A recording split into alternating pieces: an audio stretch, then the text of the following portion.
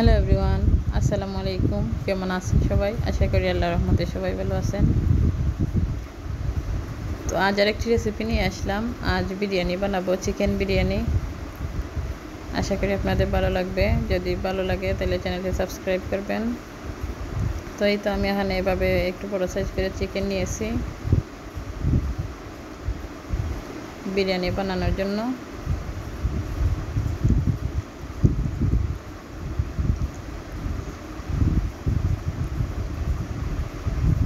আর এই চিকেন কষাতে কোনো পানি ইউজ করব না।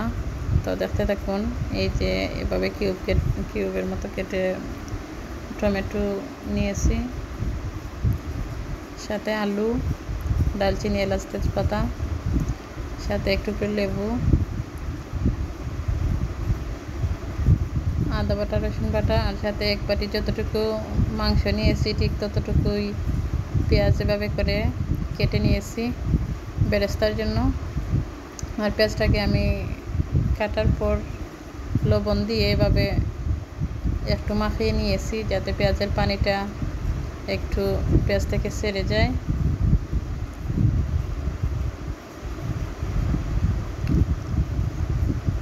এভাবে পেঁয়াজটা কাটলে আপনার বেরেস্তাটা খুবই ভালো হবে, কারণ একটার সাথে একটা লেগে যাবে না, জোরে হবে। এই তো এখন মশলা দিয়ে দিলাম 2.5 চামচ পরিমাণ হলুদের গুঁড়ো।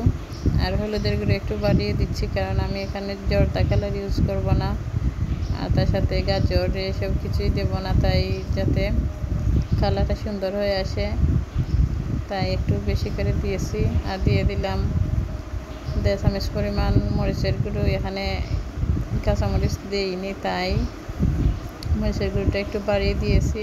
আর 1/2 চামচ পরিমাণ ধনিয়া গুঁড়ো, আর সাথে দিয়ে দিলাম হালকা একটু জিরে গুঁড়ো, স্বাদ মতো লবণ।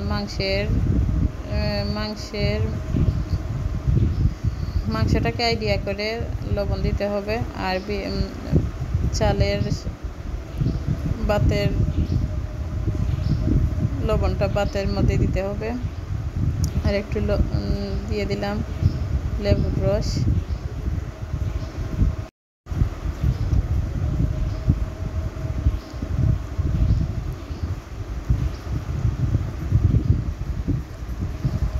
সবাই হয়তো জিরে গুঁড়ো দেন না বিরিয়ানিতে, কিন্তু আমি দিই, কারণ আমার কাছে ভালো লাগে। এটা দিয়ে দিলাম তেজপাতা, এলাচ, দারচিনি। আর তেজপাতা, এলাচ, দারচিনির পরিমাণটা একটু বেশি করে দিলেই গ্রানটা ভালো আসে। দিয়ে দিলাম একটু বেশি করে আদা রসুন বাটা,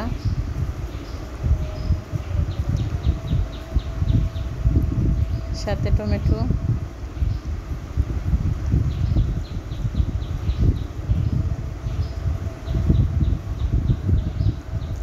মনে হয়েছিল আদা রসুন বাটাটা একটু কম হয়েছে, তাই আরও দিয়ে দিলাম। এখন দিয়ে দেব হালকা একটু বিরিয়ানি মশলা, 1 চামচের মতো দিয়েছি।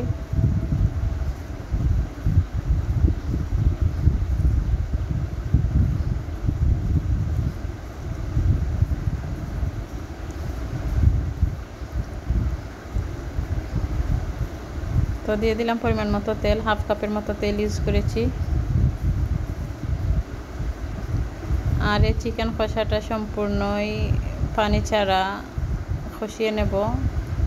পানি দিলে হয় কি ভাতের মতো হয়ে যাবে, যদি একটু পানি ঝোল থাকে তাইলে চিকেন বিরিয়ানিটা জর্জরা হবে না, লেগে যাবে, খেতে ভালো লাগবে না, দেখতেও ভালো লাগবে না। তাই জর্জরা করার জন্য পানিটা ইউজ করব না।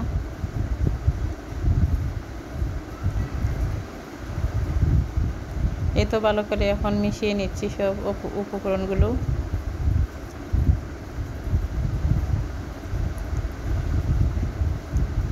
আর এটাকে মেশানো হয়ে গেলে তারপর আমি রেখে দেবো ম্যারিনেট করার জন্য 15 মিনিট। আর তার ফাঁক দিয়ে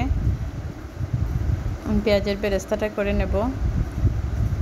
আর বেরেস্তাটা করতে গেলে এরকমই সময় লাগে, 15-20 মিনিটের মতো সময় লেগে যায়। আর তার ফাঁকে দিয়ে আমার চিকেনটাও ভালো করে একটু ম্যারিনেট হবে। এটাকে এখন ডেকে রেখে দেব।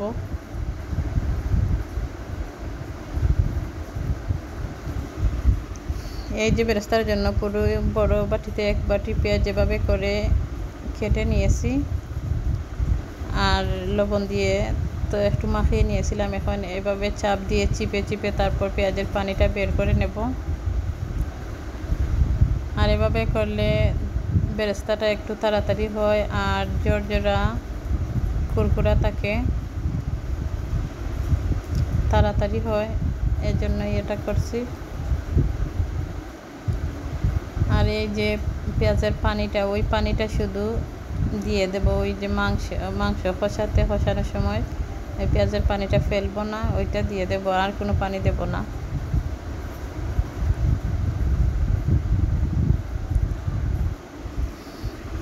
পানি দিয়ে মাংসটা কষালে হয় কি জর্জরা হয় না বিরিয়ানিটা, তখন মনে হয় ভাতের মতো হয়ে গেছে, বোনা খিচুড়ির মতো। তো এই তো বেরেস্তা বানানোর জন্য কড়াইটা বসিয়ে দিলাম।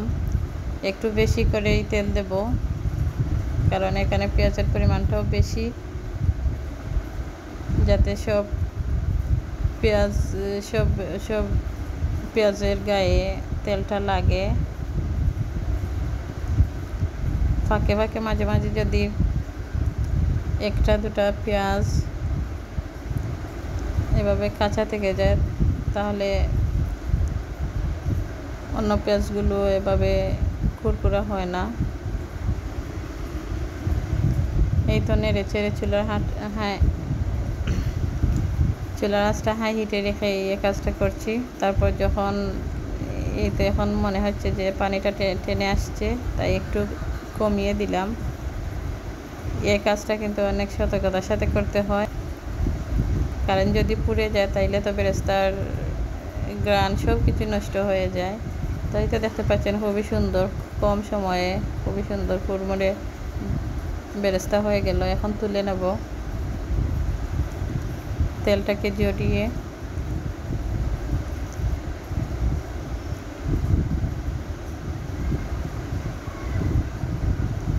আর এদিকটায় তো দেখতে পাচ্ছেন একটা টিস্যু দিয়ে রেখেছি, টিস্যুর উপরেই বেরেস্তাটা একটু ছড়িয়ে ছিটিয়ে দেব।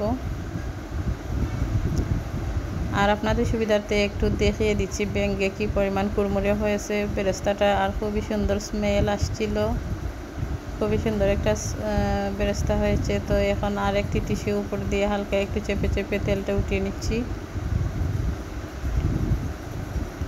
আর এই বেরেস্তাটা এভাবে করলে কিন্তু শেষ পর্যন্ত 1 ঘন্টা 2 ঘন্টা 3 ঘন্টার পর এভাবেই থাকে কুরমুরে। আর এখন বেরেস্তা শেষ হওয়ার পর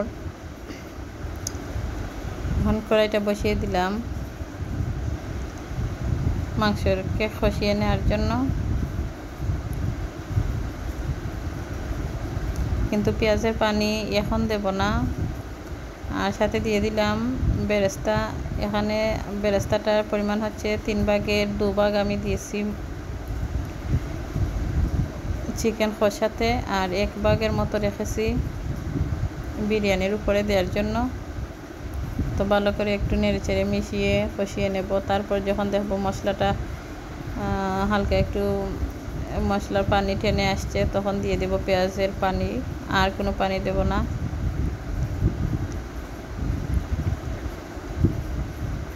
আর আলু একসাথে দেইনি, 10 মিনিটের মতো রান্না করার পর তারপর আলু দিয়ে দেব।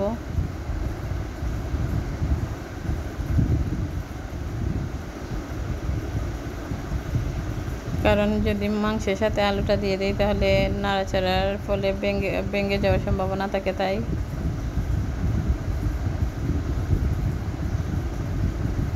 এই তো কিছুক্ষণ রান্না করার পর এখন আলু দিয়ে দিচ্ছি।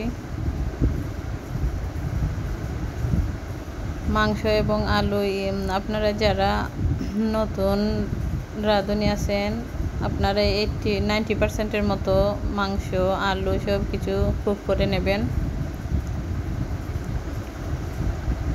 আমি 80% মতো কুক করে নেওয়ার পর নামিয়ে নেব।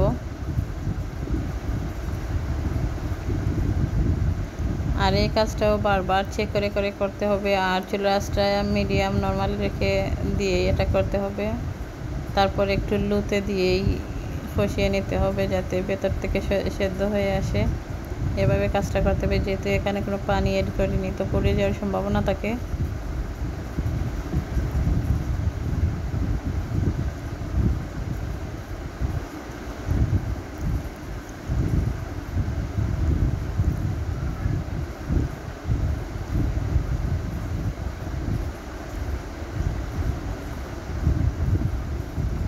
তো একটু আমি চেক করে নিছি আলু কি কেমন সেদ্ধ হয়ে আসছে নাকি সেদ্ধ হয়নি। এই তো দেখতে পেলেন প্রায় 80% মতো আলু সেদ্ধ হয়ে আসছে, আর বিরিয়ানির মধ্যে দমে দিয়ে দিলে আর সবটুকু হয়ে আসবে। তা আমি নামিয়ে নিলাম, আর অন্যদিকে একটি হাঁড়ি বসিয়ে দিয়েছি পানি দিয়ে। পানির সাথে একটু বেশি করে তেজপাতা, দালচিনি, এলাচ, এরপর লং এসব দিয়েছি।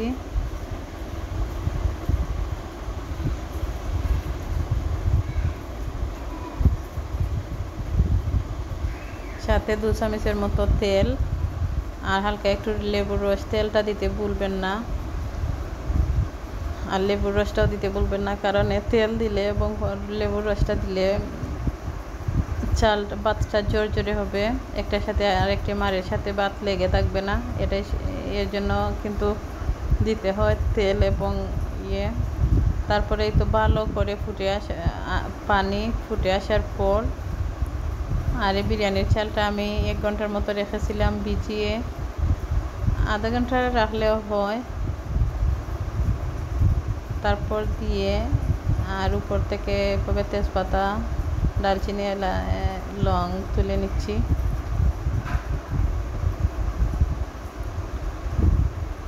আর আরও একটু কুক করে নেব।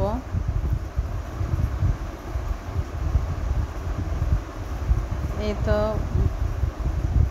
ভাতটা মনে হয় 80% মতো হয়ে আসছে।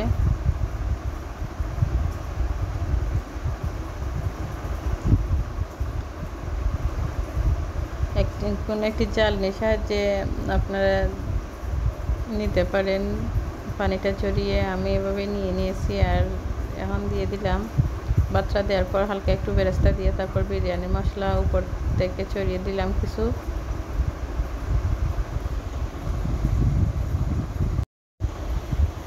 তারপর আরও কিছু ভাত দিয়ে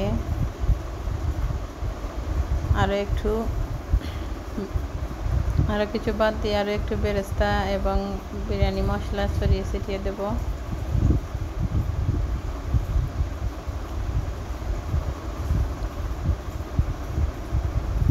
এভাবে স্টেপ বাই স্টেপ দিলে হয় কি সব ভাতের সাথে বিরিয়ানির গ্রানটা দমে দেওয়ার পর খুবই ভালো আসে, সব দিকে গ্রানটা লাগে ভালোই। তো এই তো বেরেস্তা দিয়ে দিলাম আরও কিছু।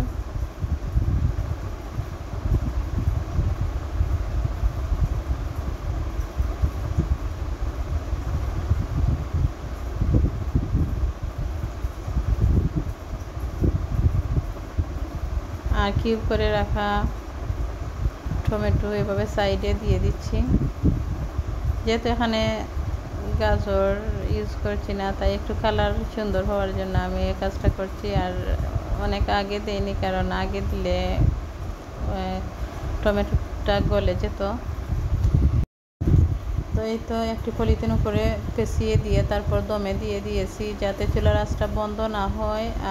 এই অবস্থায় 15 মিনিট দমে দিয়ে তারপর একটু চেক করে নিচ্ছি কী অবস্থা। এর পাক দিয়ে আমি এভাবে 10 মিনিট পর আমি একটু নিচ দিয়ে চেনি দিয়ে চেক করে নিয়েছি কী অবস্থা। দমে দেওয়ার পর পুড়ে যায়নি বা খুবই ভালো হয়েছিল। এই তো দেখতে পাচ্ছেন, আমি প্লেটের মধ্যে নিয়ে একটু দেখাচ্ছি। তো সরি টু সে, আসলে আমার কাছে তো বাসায় তো আর সবসময় থাকে না জয়ত্রী, এরপর জাফরান, এরপর কেওড়া জল, জর্দা কালার, এগুলো দিলে হয়তো আরও বেশি ভালো লাগতো, রেস্টুরেন্টের মতো হতো, কিন্তু বাসায় তো সচরাচর সব থাকে না।